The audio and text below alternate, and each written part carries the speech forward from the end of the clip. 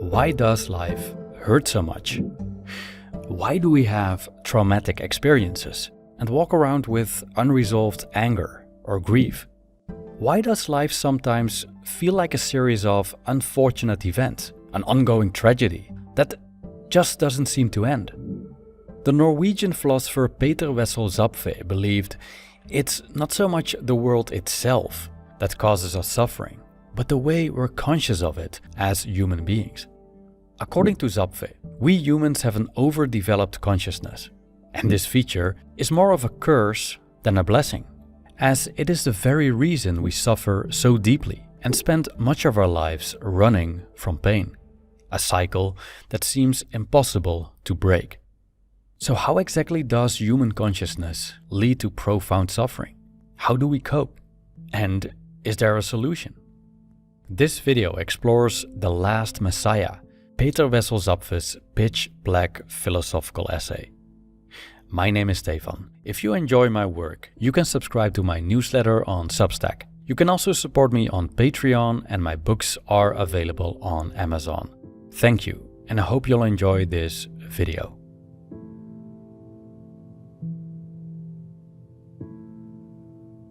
Have you ever watched ducks? I used to watch them often when I was a kid while fishing.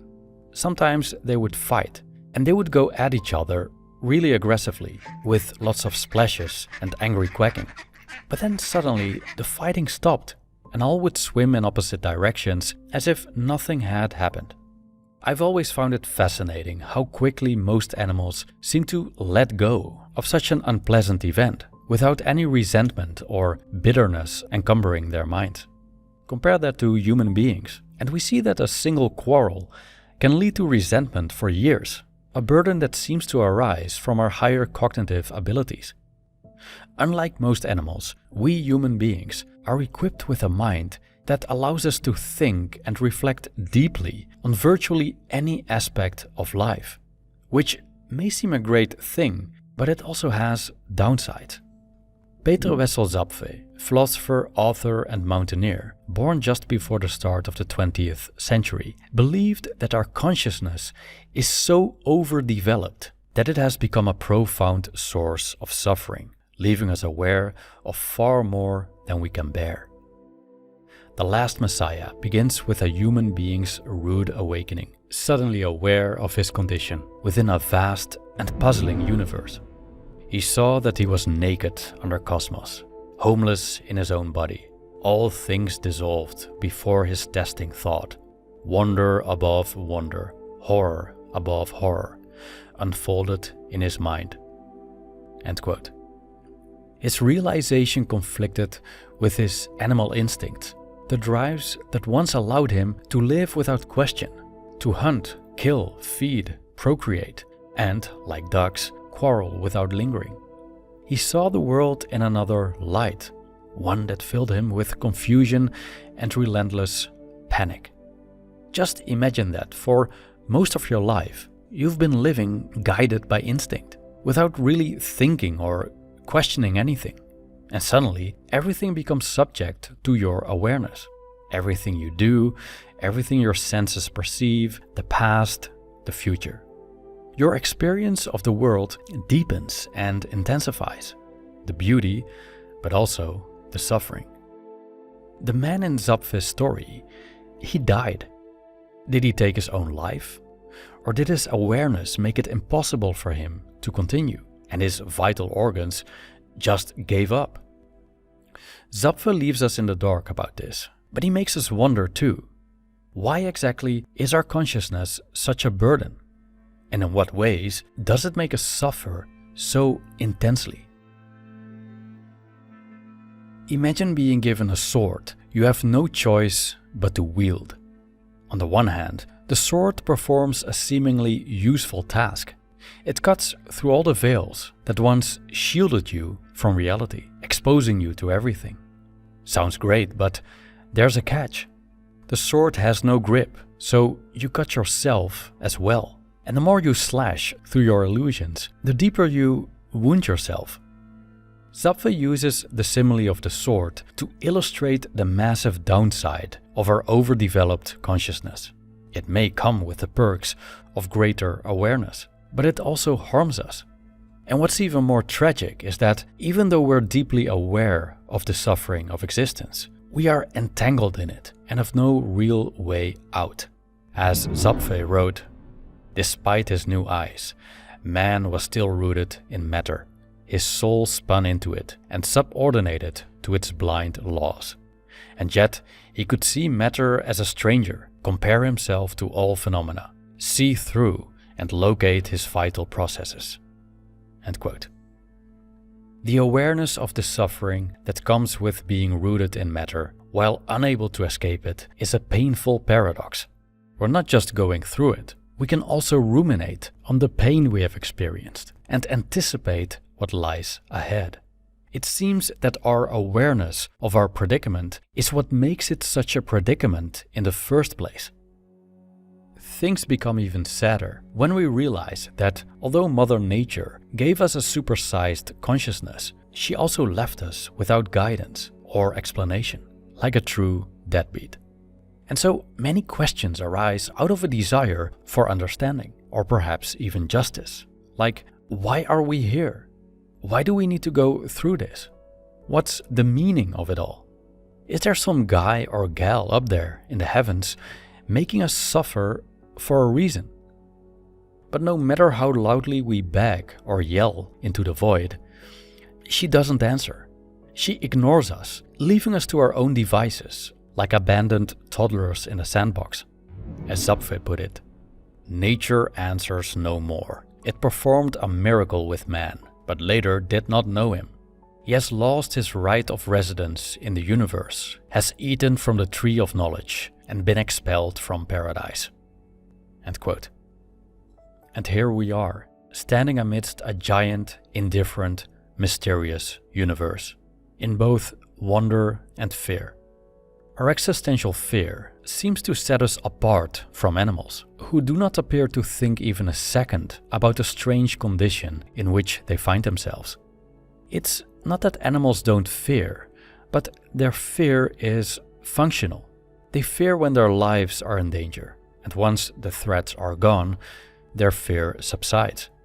We humans, however, fear life itself, because we understand things that most animals are oblivious to. We know about birth and death, our own, but also that of the billions before us, and those yet to come. We know about misfortunes like illness and injury, how humanity has suffered them since the dawn of time, and how we ourselves and our loved ones could face them at any moment. And even though we know we'll eventually lose everything and everyone we love, we continue to form deep attachments because it's part of our biology. We are also aware of the vastness of time and space, though we can hardly fathom it, and we realize how insignificant our short lives are in comparison. So our overdeveloped consciousness comes with a huge trade-off. A kind of unbearable cosmic panic that, according to Zapffe, could be reason enough for our species to go extinct. He compares humans and their consciousness to certain deer from the past that died out when their horns grew too large and too heavy to carry. Similarly, our consciousness and the suffering it generates may have become too heavy for us to deal with. However, as we all can see, we're still here. So how is it possible not to succumb to the self-torment of our consciousness that never seems to stop? Zapffe claims that we haven't gone extinct yet because we have found ways to push through, even though these are little more than temporary escapes. Let's explore these and find out if they sound familiar. If we take an honest look at our lives, we see that we constantly distract ourselves with entertainment, with work, with consumption. But why are we doing this? What are we trying to avoid? According to Zapffe, our human tendency to distract ourselves serves a purpose. It's a psychological strategy to cope with the burden of an overdeveloped consciousness. And it's not the only method we pull off to subdue the pain. Zapffe identified 4 modes of protection to artificially limit our consciousness and allow us to endure the strain of living. These modes are isolation, anchoring, distraction, and sublimation. These mechanisms are typically unconscious, but can also be consciously applied. Let's take a look. By isolation, Peter Wessel Zapffe means the dismissal of all disturbing and destructive thoughts and feelings. We simply don't allow them into our consciousness.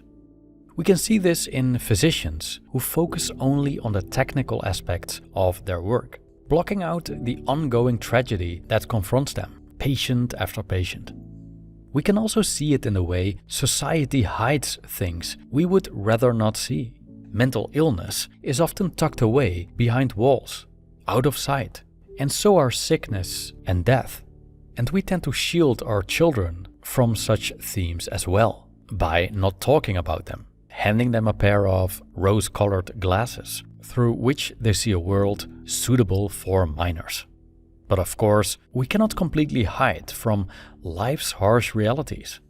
They linger beneath the surface, and deep down, we know. The next one, anchoring, Zapffe considers perhaps the happiest of all 4. By anchoring, we attempt to create order and meaning by building walls amid a terrifying cosmic chaos that doesn't make sense. We then treat these structures as a given. These are the values we assume to be true, we take to be permanent and fixed, such as our parents and childhood homes. Daddy is always strong and knows everything. Mommy is always sweet and caring, like an angel. Or the belief that God watches over us and that as long as we follow His commands, heaven awaits. Starting from childhood, these give us a sense of assurance, things we simply take for granted. They are what they are. But these walls crack easily. As a child grows up, he soon finds out that his father has weaknesses and often doesn't know what he's talking about, and that his mother has some pretty nasty character flaws. And in some cases, the family as a whole turns out to be deeply dysfunctional. Sometimes the walls get torn down altogether. For example, when a collective value system, meaning and worldview collapse, leading to severe existential crises. A very common mode of protection is distraction. Today, our distractions are boundless. We just have to consider the massive arsenal of distractions available on our smartphones, which is growing exponentially, and we're using it by the dozen. Zapffe compared distraction as a tactic for living to a flying machine. It must always be in motion to keep afloat, but if it stops moving, it crashes. So we need our distractions to be continuous and effective. These could be sensual pleasures, but also gathering knowledge, building a career, achieving goals, getting rich, and chasing fame. But when, for some reason, these distractions fail us, we experience a sudden crisis, ranging from a feeling of indifference to despair and fatal depression. Moreover, when it comes to ambitions and goals, we believe we're striving toward something. But according to Zapffe, that's only part of the story, as we're equally escaping from, saying, "For here, none has yet been clear about what he is longing for, but one has always a heartfelt awareness of what one is longing away from, namely the earthly vale of tears, one's own unendurable condition." Zapffe presents us with a last tactic, which he argues is the rarest of the 4, sublimation. What sets sublimation apart from the other ones is that it isn't repressing the suffering. It looks it directly in the eye and turns it into a work of art. Instead of running from the problem, we transform it, whether through writing, painting, acting, or music. We turn ugliness into something beautiful. We step back from the situation and view it from an aesthetic perspective. And because of that, we don't suffer in the midst of it, as we turned tragedy into the raw material for our artistic pursuits. Zapffe admits that his essay, The Last Messiah, is itself a form of sublimation. And I must admit that my project, Einzelgänger, partly serves a similar function, though it is also, to a lesser extent, a form of distraction and anchoring. Long story short, the pain, it never ends. We escape from it for a while, but never fully eradicate it. So, is there any hope? Or are we destined to endure until we die? Zapffe made clear that the 4 defense mechanisms aren't solutions for the problem of human consciousness. He believed that the problem of consciousness cannot be truly solved within life, and so he came up with a solution that some people might find disturbing. Before moving toward its final radical solution, Zapffel's essay briefly entertains the idea of a simpler, more balanced life. Can't we just live happily in harmony with ourselves, based on labor and love? But he quickly dismisses this possibility, saying, "Insofar as they may be considered human at all, I think the answer must be no." After all, following his way of thinking, a different way of life may ease but not solve the problem of an overdeveloped consciousness. Moreover, the technology and standardization we find in modern societies make things even worse, according to Zapffe, having robbed us of a naturally based spiritual activity.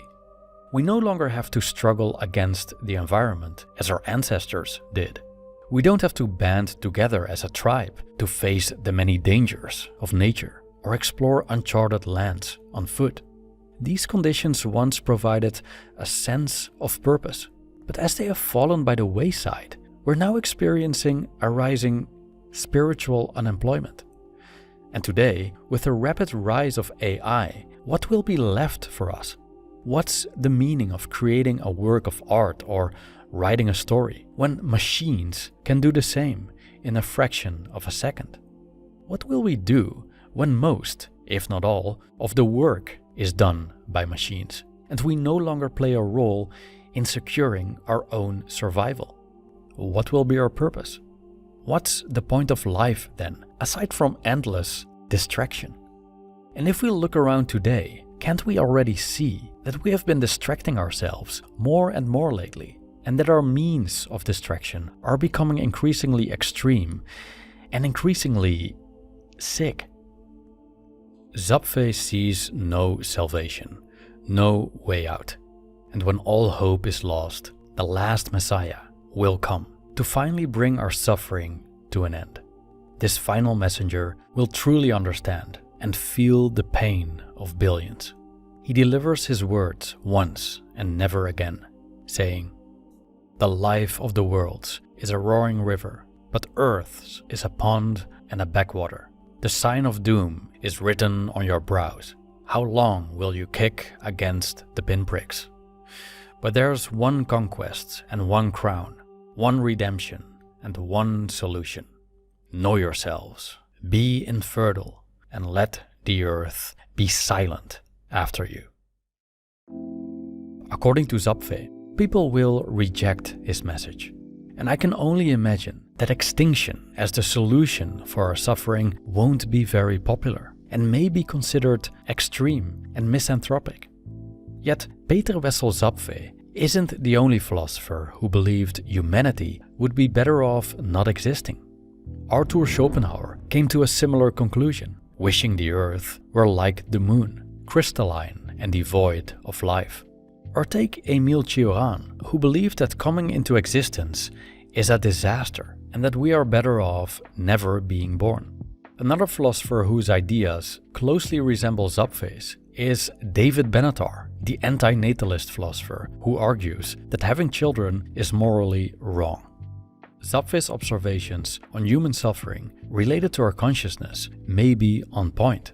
Not everyone accepts his conclusion that the only way to solve it is the extinction of our species. There have been plenty of philosophers who approached the problem of suffering differently and even developed systems that claim to reduce or even eradicate our suffering while we're still alive. I'm talking about the Buddha and his teachings on reaching enlightenment, the Stoics and their pursuit of equanimity, and the Taoist sages living in harmony with the flow of nature, or Epicurus, who believed that simplicity and limiting ourselves to necessary natural pleasures can lead to happiness and contentment. Now, the questions I want to leave you with are these. Are the reasons to be alive greater than the reasons against it?